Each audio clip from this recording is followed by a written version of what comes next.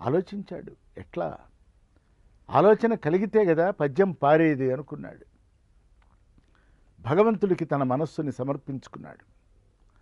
శరణాగతి పొందాడు. అయ్యా, నా వల్ల కావటం లేదు, నువ్వే వచ్చి నీవే ఆ పద్యం నా చేత రాయించమని అడిగాడు. ఇది కవులందరికీ కలిగినటువంటి అనుభవమే. వాళ్ళు ఇటువంటి అనుభవంలో నుంచి ఒక ఉదాత్తమైనటువంటి ప్రకృతిని ఉపాసన చేసేటువంటి ఒక మార్గంలోకి వాళ్ళు వెళ్ళగలిగారు. వెళ్తే ఒక రోజున తెలతెలవారుతున్నటువంటి వేళ ఇంకా చంద్రుడు పోలేదు, సూర్యుడు రాలేదు. సువర్ణముఖీ నదిలో ఉన్నటువంటి ఆ ప్రవాహం నెమ్మదిగా సాగుతున్నది. రాత్రి ఇంకా విడిపోలేదు, పగలు పుట్టలేదు. ఆ సమయంలో అంటే బ్రాహ్మీ ముహూర్తంలో ఇంకా చీకటి ఆవరించి ఉన్నటువంటి సమయంలో తూర్పు కొండ వైపు చూశాడు ధూర్జటి. ఉదయగ్రావము పానవట్టము అభిషేకోద ప్రవాహము వార్థి ధరీధ్వాంతము ధూపధూమము జ్వలద్దీప ప్రభారాజి కౌముది తారానివహంబులు అర్పిత సుమంబుల్గా తమోదూర సౌఖ్యదమై శీత గభస్తిబింబ శివలింగంబు ప్రచీదిశన్. ఏం జరిగిందయ్యా అంటే, ఈ పద్యం అందమైన పద్యం. ప్రకృతిని మనం ఎట్లా ఉపాసన చేయాలో, ఇవాళ పర్యావరణ రక్షణ అనేటువంటిది వీళ్ళంతా ఈ పద్యం నేర్చుకోవాలి. ఉదయగ్రావము తూర్పు కొండ నాకు పానవట్టంలాగా ఉంది. ఆ పానవట్టం మీద నుంచి వస్తున్నటువంటి ఆ జలాలన్నీ కూడా, సువర్ణముఖీ నదీ జలాలన్నీ కూడా అభిషేక జలాలుగా కనిపిస్తున్నాయి. ఆకాశంలో ఉన్నటువంటి చుక్కలన్నీ కూడా ఈ నదీ జలాలలో నిస్తంద్రమందరంగా నెమ్మదిగా పారుతున్నటువంటి ఈ నీట పూజాపుష్పాల వలె ప్రతిఫలిస్తున్నాయి. ఆకాశంలో ఉన్నటువంటి చంద్రకాంతి భగవంతుడికిచ్చిన నీరాజనం కర్పూర హారతై గోచరిస్తూ ఉన్నది. ఇదంతా తమోదు, నా చుట్టూ ఉన్నటువంటి చీకటి అగరువత్తులు వెలిగించినందువలన కలిగిన ధూపము నన్ను ఆవరించినట్లుగా ఉన్నది. నాలో ఏర్పడినటువంటి చీకట్లను పోకార్చి వెలుగును వెలార్చి నన్ను ముందుకు తీసుకువెళుతున్నటువంటి ఈ తూర్పు కొండ నాకు శివుడు వలె తోస్తున్నది అన్నాడు. ప్రకృతిలో పరమాత్మను దర్శనం చేయటం అంటే ఇది. ఈ భావం కలగాలి. దీనికి కారణం ఏమిటి అంటే, ఉపదేశసారంలో భగవాన్ రమణులు చెప్తున్నారు, ఈ ప్రపంచాన్ని భగవంతుడి యొక్క ప్రతిరూపంగా భావించు. ఈ ప్రపంచానికి కూడా ఒక శ్వాస ఉంది. ఈ ప్రపంచం యొక్క నడకకి ఒక లయ ఉంది. ఒక రిథం అంటాం, రిథం అండ్ మోమెంటం అంటాం. ఆ రెండు ఉన్నాయి. ఒక వేగ ఆవేగాలు ఉన్నాయి, ఒక వెలాసిటీ ఉంది. వీటన్నింటినీ గనక చక్కగా అర్థం చేసుకుంటే ఈ ప్రకృతిలో ఉన్నటువంటి మనం, మనతో కూడి ఉన్నటువంటి ఈ ప్రకృతి అభిన్న అద్వయ రమణీయ మనోజ్ఞ భావనా భూమిక. ఇదే అద్వైతం. పరమేశ్వరుడు వేరు, ప్రకృతి వేరు, ఈ ప్రపంచం వేరు, ఆ కొండ వేరు, ఈ నది వేరు అనుకునే జాతి కాదు భారత జాతి. సమస్త ప్రపంచంలో, సమస్త వస్తువులలో, జడాత్మకమైన రాయిలో, రప్పలో, నీటిలో, నింగలో, వాగులో, వంకలో అన్నిటా పరమేశ్వరుడున్నాడు, ఈశ్వరుడు లేడు అనేటువంటి భావనే లేని ఈ జాతి ఇవాళ ఈ పరమేశ్వరుడితో కూడి ప్రపంచం ఉన్నది. అసలు నిజానికి ప్రపంచమే పరమేశ్వరుడు. జగత ఈధసి యుక్త సేవనం. అట్లా భావన చేయి. నీ చుట్టూ ఉన్నటువంటి పర్యావరణాన్ని, నీ చుట్టూ ఏర్పడిన స్థలాన్ని, ప్రదేశాన్ని, అంతెందుకు నీ దేహాన్ని. ఇప్పుడు మనం ఉన్నాం, మన దేహానికి రోజుకు 3 సార్లు దానికి స్నానం చేయిస్తాం.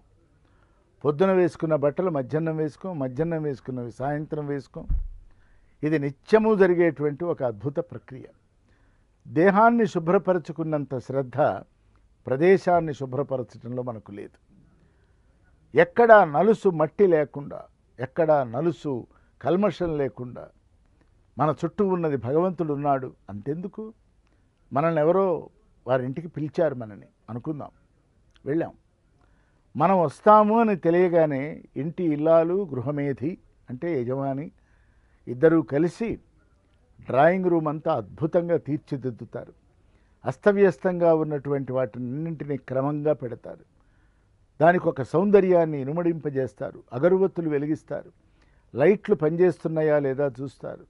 అంటే ప్రదేశాన్ని శుభ్రపరుస్తూ మనబోటి వారిని అక్కడికి పిలిచినప్పుడు వారు చేస్తున్నటువంటి ఇదంతా కూడా ఒక పవిత్రతకి, శుభ్రతకి దారితీస్తుంది. అట్లా ఎవరి కోసమో గాక ప్రతిరోజు భగవంతుడు మనతో ఉన్నాడు అన్నప్పుడు ఆ ఇల్లు ఎట్లా ఉంటుంది? దేవాలయం వలె ఉంటుంది. నిజానికి సనాతన ధర్మం ఓ మాట చెప్పింది, దేహో దేవాలయ ప్రోక్తో. అంటే నీ దేహంలో భగవంతుడు ఉన్నాడు కనుకనే దీనికి స్నానం చేయించాలి, మంగళ స్నానం చేయించాలి, తల స్నానం చేయించాలి, శరీరాన్ని శుభ్రపరుచుకోవాలి, చక్కగా పెట్టుకోవాలి, దానికి అలంకారం చేసుకుంటాం. సరిగ్గా దువ్వుకున్నామా లేదా, కాటుక పెట్టుకున్నామా లేదా, వస్త్రాలు సరిగ్గా ధరించామా లేదా, మనం సరిగ్గా ఉన్నామా లేదా, ఇవన్నీ మనం ఎట్లాగైతే చూసుకుంటూ ఈ దేహాన్ని ఒక ప్రాకారంగా కేవలం రక్తమాంసాలతో, ఎముకలతో, మజ్జతో కూడి ఉన్నటువంటి వస్తువుగా కాక దీన్ని సజీవమైనటువంటి ఒక స్వరూపంగా, ఒక సౌందర్య భావనగా మనం స్వీకరించామో, ప్రకృతిని, నీ చుట్టూ ఉన్న పరిసరాలని భగవన్మయం చేయి, భగవద్ ఆరాధనతో దాన్ని నింపంటూ దూర్జటి ఆ పద్యం చెప్తూ కాళహస్తీశ్వర శతకం రాస్తూ ఇక్కడ రమణులు ఉపదేశసారంలో చెప్పిన దానికే ఆ చింతన ఎక్కడ పుడుతుంది అనే దానికి ఒక పద్యం చెప్పాడు ఆయన. శ్రీ విద్యుత్కలితాజవంజవ మహాజీమూత పాపాంబుధారా వేగంబునన్ మన్మనోబ్జ సముదీర్ణత్వంబు కోల్పోయితిందేవా, ఈ కరుణాశరత్సమయమింతే చాలు, చిద్భావనా సేవన్ తామరతంపరై మనియదన్ శ్రీ కాళహస్తీశ్వర. ఏమిటిది? అనేకమైన సంపదలు, అనేక కార్యకలాపాలు చేశా నీ ప్రమేయం లేకుండా, భగవంతుడన్న ఆలోచన లేకుండా చేశా. దానివలన అనేక సంపదలు నాకు ఏర్పడ్డాయి. ఆ సంపదలు నాకు కావలసిన దానికంటే ఎక్కువ వచ్చినాయి. అక్కరలేనంత డబ్బు వచ్చింది నాకు, సంపద, ఐశ్వర్యం. ఎప్పుడైతే నాకు అక్కరలేనంత మితిమీరినటువంటి డబ్బు వచ్చిందో నేను పాపకార్యాలు చేశా. ఈ పాపకార్యాలు చేయగా అవన్నీ కాలమేఘాలై నా జీవితాన్ని ఆవహించినాయి. అవి ఈవేళ మేఘాలు భళ్ళున త్రెళ్ళి పాపాంబుధారా వేగంబున నిరంతరం వర్షం పడుతున్నది నా మీద. దానివలన మన్మనోబ్జ సముదీర్ణత్వంబు కోల్పోయితిన్. బయట ఉన్నటువంటి కుండీలో ఉన్నటువంటి ఒక మొగ్గ మీద నిరంతరం గనక వర్షం పడుతూ ఉంటే ఆ మొగ్గ మాడిపోతుంది, అది పువ్వు అవ్వదు. కావలసినంత పడి ఆగాలి. సూర్యుడి వేడిమి, తాడిమి, పోలిమి అన్నీ పొడిమి ఉండాలి. ఎప్పుడైతే ఆ వేడి, ఆ తాలిమి, ఆ పోడిమి మూడు ఉన్నాయో మొగ్గ తనను తాను వికాసమానం చేసుకుంటుంది. చేసుకొని దానిలో దాగినటువంటి సౌందర్యాన్ని ఆవిష్కృతం చేస్తుంది. పచ్చిగా ఉన్నటువంటి ఒక మొగ్గ తెల్లవారగానే ఒక పుష్పంగా వికాసమానం చెందగానే దివ్యమైనటువంటి పరిమళాలను వెదజల్లుతూ మనకి ఆహ్లాదాన్ని కలిగిస్తున్నదే పరమేశ్వర. ఈ కనిపిస్తున్నటువంటి చరాచరమైన ఈ జగత్తు నువ్వు కాక మరొకటేమిటి? సరే, నాకు సర్వే సర్వత్రా ఈశావాస్యోపనిషత్తులో చెప్పినట్లుగా సర్వము ఈశ్వరమయమై ఉన్నది. ఈశ్వరుడు లేని ప్రదేశం కానీ, ఈశ్వరుడి యొక్క అనుగ్రహాన్ని పొందని వస్తువు కానీ ఈ ప్రపంచంలో లేదు. అణువు నుంచి బ్రహ్మాండం వరకు ఉన్నటువంటి ఈ సమస్తమైనటువంటి సృష్టి ఆనంద సంధాయకమై వెలిగిపోతున్నది గనక ఈ ప్రకృతికి నేను నమస్కరిస్తున్నాను. ఇది భారతీయ భావన. ఈ ప్రకృతికి నేను మనసా, వచసా, శిరస అదే గనక లేకపోయినట్లయితే నా ఉనికి, నా అస్తిత్వం, నా వ్యక్తిత్వం, నా సంస్కారం, నా సంస్కృతి, నా ఎందున్నటువంటి గత జన్మల జీవధార ఇవన్నీ ఏమైపోతాయి అనేటువంటి ఒక ప్రశ్న నన్ను వేధిస్తుంది గనక ఈ ప్రపంచాన్ని నేను పరమేశ్వర స్వరూపంగా భావన చేస్తున్నాను. దీన్ని మరొక్క కోణంలో గనక విచారణ చేసినట్లయితే శంకర భగవత్పాదులు శృతిస్మృతి పురాణానాం ఆలయం కరుణాలయం నమామి భగవత్పాద శంకరం లోకశంకరం. ఈ లోకానికి సౌందర్యాన్ని, మంగళాన్ని, శోభను, ఆనందాన్ని, ఒక పూర్ణమైన నివృత్తి మార్గాన్ని అనుగ్రహించటానికి వచ్చిన కరుణాస్వరూపమే శంకర భగవత్పాదులు. ఆయన అంటారు ఒక చోట, మన దక్షిణామూర్తి స్తోత్రంలో మొట్టమొదటి శ్లోకమే విశ్వం దర్పణ దృశ్యమాన నగరీ తుల్యం నిజాంతర్గతం పశ్యన్నాత్మని మాయయా బహిరివోద్భూతం యథా నిద్రయ యస్సాక్షాత్ కురుతే ప్రబోధ సమయే స్వాత్మానమేవాద్వయం తస్మై శ్రీ గురుమూర్తయే నమ ఇదం శ్రీ దక్షిణామూర్తయే. ఈ ప్రపంచమంతా ఎట్లా ఉన్నదంటే అద్దంలో బొమ్మలాగా ఉంది. అద్దాన్ని గనక మనం బయటకు తిప్పితే బయట ఉన్నదంతా అద్దంలో కనిపిస్తుంది. అట్లా ఉన్నదయ్యా ఇది. అయితే నాకు రాత్రి ఒక కల వచ్చింది. ఆ కలలో ఒక ఏనుగు వచ్చింది. ఆ ఏనుగు నా పక్కనున్న ప్యాక్ టేబుల్ మీద కూర్చుంది. నాతో మనుష్య భాషలో సంభాషించింది. నేను దాంతో మాట్లాడాను. స్వప్నం కన్నాను. తెల్లవారు లేచాను. ఏనుగు లేదు. రావటం అసంభవం. గదిలోకి ఏనుగు ఎలా వస్తుంది? ఒకవేళ వచ్చిన అంత పెద్ద జంతువు చిన్న టేబుల్ మీద కూర్చుంటుందా? కూర్చుంది. కానీ ఇదంతా కూడా స్వాప్నిక అనుభవం, స్వప్నంలో ఏర్పడినటువంటి అనుభవం గనక ఈ ప్రపంచం కూడా ఒక జగత్తు. జ అంటే పుట్టేది, గత్ అంటే పోయేది. యదృశ్యం తన్నశ్యం అంటే ఏది కనిపిస్తున్నదో అది పోవటానికి వచ్చింది, ఏది పోవలసి ఉన్నదో అది కనపడటానికి వచ్చింది అని ఒక అద్భుతమైనటువంటి భావ సంపదని శంకర భగవత్పాదులు చెప్తూ, ఇటువంటి ఈ ప్రబుద్ధ సమయం అంటే ఈ వికాసమానమైనటువంటి ఒక భావన నాకు కలిగింది చూడు, అది అద్భుతం అని అంటూ దుర్జటి కూడా ఈ కరుణాశరత్ సమయం ఇంతే చాలు. నేనేం పోగొట్టుకున్నానో నాకు తెలిస్తే ఇక ఏది రాబట్టుకోవాలో ఏది అక్కర్లేదో నేను తెలుసుకుంటా. ఎంతసేపు తీసుకోవటమే గనక నాకు అలవాటైనట్లయితే పోగొట్టుకున్నదేమిటో నాకు తెలియకపోతే నా జీవితాన్ని నేను ఎలా సర్దుకుంటాను? మనం కూడా చూడండి, 20 ఏళ్ళు వస్తాయి, ఏం పోగొట్టుకున్నామో తెలియదు. ఏం పోగొట్టుకున్నాం? బాల్యాన్ని పోగొట్టుకున్నాం.